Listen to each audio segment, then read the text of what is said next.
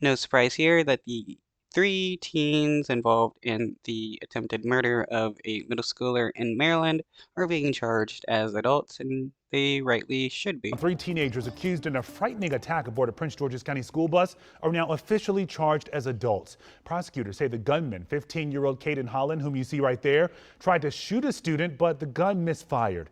The teens then reportedly beat the victim and ran off. They're all accused of attempted murder and assault. County prosecutor Aisha Braveboy says the defendants were indicted as adults because the offenses carry life sentences. Holland is also accused of murdering a woman in D.C. just 2 days after that bus attack.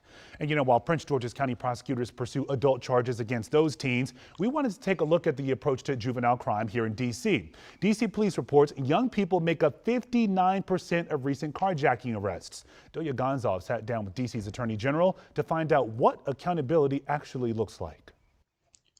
I mean, if teens are making up 59% of carjackings, which seems pretty wild, uh, it looks like the city needs to, or well, the state needs to figure out why this is happening, the root of the issue, which is probably due to like poverty and stuff, and try to uh, stomp it out at the root instead of just arresting people, which doesn't actually solve anything.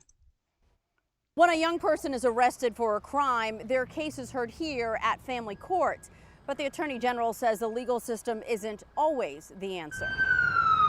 When kids make mistakes, commit crimes, sometimes very serious crimes, we have to hold kids accountable by prosecuting kids. And that's what we do every day when we have sufficient evidence. The D.C. Attorney General's office is working with MPD to make that happen with a 24-hour hotline.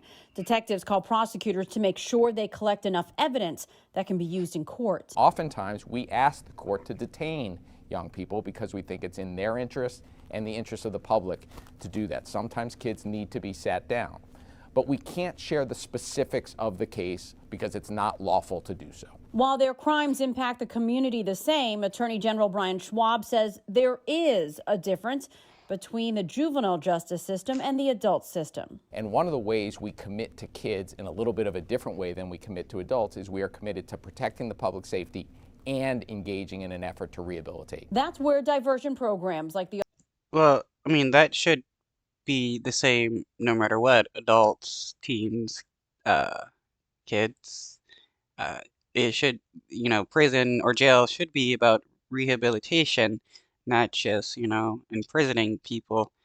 That's why, the United States should be looking at other nations and their prison policies and how they do things to actually rehabilitate people and do away with the kind of system that we have now.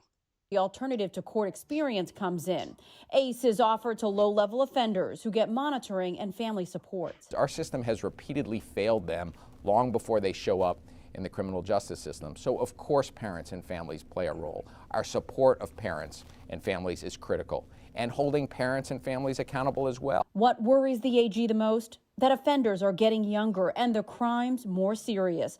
But he says the crime stats don't tell the entire story. We have about 50,000 young people between ages 10 and 17 in our city.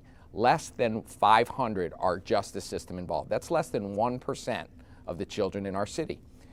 99% of the kids in our city are doing extraordinary things, oftentimes against extraordinary odds. The Attorney General and a number of advocates that I've spoken to say it's about changing the narrative around how we talk about juvenile crime, knowing these are children who need to be held accountable, but also in many cases deserve a second chance at rehabilitation.